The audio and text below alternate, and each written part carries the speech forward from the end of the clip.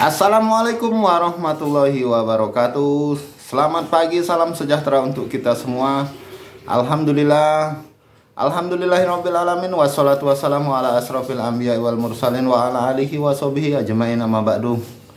Puji dan syukur kita panjatkan kehadirat Allah Subhanahu wa taala, Tuhan yang Maha Esa, yang senantiasa melimpahkan nikmatnya kepada kita semua sehingga kita bisa berkumpul dan beraktivitas di pagi hari yang cerah ini, hari Jumat tanggal 2 Juni 2023. Kembali lagi dengan channel YouTube Sawit dan info mengenai harga TBS sawit, harga minyak sawit, juga info sawit lainnya.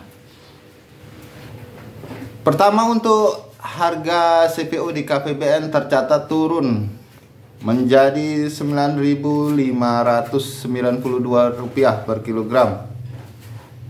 Info sawit Jakarta.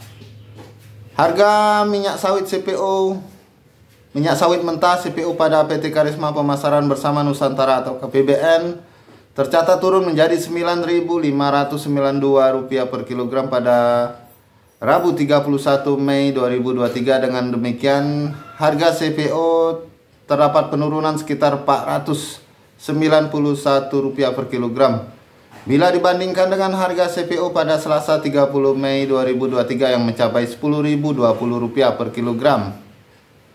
Dari informasi yang didapat info sawit dari KPBN, untuk Pransko wilayah Belawan dan Dumai dibuka Rp9.924 per kilogram. Namun terjadi withdraw dengan penawaran tertinggi Rp9.592 per kilogram. Untuk harga CPO di Teluk Bayur dibuka Rp9.794 per kilogram. Namun terjadi withdraw dengan penawaran tertinggi Rp9.675 per kilogram. Lantas untuk harga minyak inti sawit CPKU di Dumai dibuka Rp10.832 per kilogram. Namun terjadi withdraw dengan penawaran tertinggi Rp10.325 per kilogram. Baik, kita beralih ke berita sawit lainnya. Petani kelapa sawit dirugikan, Menko Airlangga lobi Uni Eropa. Info sawit Jakarta. Di tengah arus iklim El Nino yang mengerus hasil panen perkebunan kelapa sawit dan fluktuasi harga minyak sawit mentah CPO yang cenderung menurun, petani kelapa sawit di Indonesia, plasma dan swadaya merasa pendapatan diskriminasi dari negara tujuan ekspor CPO Indonesia, yaitu Uni Eropa. Sebagai tujuan ekspor CPO dan produk turunannya, Uni Eropa beranggotakan 27 negara, di mana negara Belanda sebagai pintu masuk bagi CPO dan produk turunannya. Konsumsi CPO sebagai minyak nabati bersama minyak kacang kedelai atau soybean dan biji matahari sunflower yang sebagian besar sebagai minyak makanan. Pasca pembatasan penggunaan impor biodiesel berbahan baku CPO dengan regulasi Reducing Emission from Deforestation and Degradation atau REDD Plus yang mengacu pada peran konservasi, pengelolaan hutan, dan peningkatan stok karbon di hutan. Melalui sertifikasi International Sustainability and Carbon Certification atau ISCC yang bertujuan membangun sistem sertifikasi biomasa dan bioenergi yang transparan, praktis, dan berorientasi internasional, produk biodiesel sawit masih bisa masuk pasar Uni Eropa hingga dewasa ini. Nah, tantangan berikutnya berasal dari regulasi European Union Deforestation Regulation atau EUDR. EUDR menurut petani kelapa sawit bakal mempersulit penjualan CPO dan produk turunnya ke pasar Uni Eropa. Lantaran pembatasan konsumsi berlandaskan regulasi terus dilakukan parlemen dan pemerintah Uni Eropa. Keberadaannya bakal mempersulit penjualan minyak sawit asal Indonesia. Kendati konsumsi CPO dan produk turunannya kian meningkat hingga 6 juta ton per tahun, pasar Uni Eropa mengkonsumsinya sebagian besar untuk minyak makanan.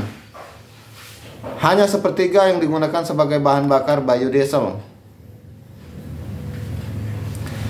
Nah, Menteri Koordinator Bidang Perekonomian Republik Indonesia Airlangga Hartarto juga melihat adanya diskriminasi dan yang terus-menerus dilakukan Uni Eropa terhadap minyak sawit Indonesia. Sebab itulah Menko Airlangga menemui pihak Uni Eropa. Kami ingin menekankan bahwa EUDR membebani petani kelapa sawit Indonesia dan proses administrasi yang diatur EUDR, kata Menko Airlangga dalam pernyataan resminya diterima Info Sawit Rabu 31 Mei 2023.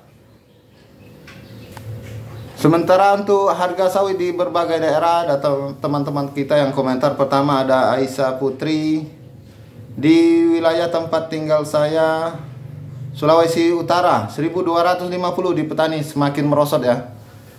Pengaruh dari turunnya harga CPO di KPBN, turun hampir Rp500, jadi harga sawit terus merosot. Kemudian ada teman kita Kimbolo Rp1.400 per kilogram.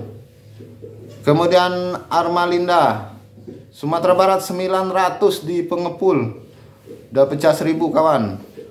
Ahui Kuan di Kalimantan Tengah Kampung Sebabi, harga petani Rp1.790 per kilogram. Lanjut ada Rachel Imam Mapiare 1675 Samboja Kalimantan Timur. Nana Diana Fauzan Kalimantan Timur Penajam Rp1.400 per kilogram. Yudi Armansa 1.600 di Sumatera Selatan. Kemudian ada Dina Andin Hancur Sulawesi Selatan Kabupaten Luwu Utara Rp1.500 per kilogram. Saipul Rihim tempatku Rp1.450 di petani. Kemudian ada Suhardi di Bengkulu 1.400 di petani. Lanjut ada Chang Husin Kalimantan Barat 1.800 di lapangan. Arpan 1.650 Sanggata Kalimantan Timur. Lanjut ada Saiful Mahmud Lubis di Palas Rp1.800 per kilogram di petani. Kemudian ada Angkat Margana Angkat 1.500 lur petani Aceh Singkil. Kemudian Taryo Karsono Musirawas Rp1.550 per kilogram. Baik sahabat YouTube dimanapun Anda berada, demikian dulu info dari sawit dan kali ini mengenai harga TBS sawit versus harga CPO. Harga semakin merosot ya, kita doakan semoga besok harga TBS sawit juga CPO akan membaik. Demikian dulu, mohon maaf jika ada salah kata atau salah ucap. Jangan lupa dukung channel Sawit Dan dengan cara subscribe, like, dan share agar kita bisa terus menginfokan mengenai perkembangan harga sawit, harga minyak sawit, juga info-info sawit lainnya. Demikian saya akhiri, wabillahi taufiq wal hidayah. Wassalamualaikum warahmatullahi wabarakatuh.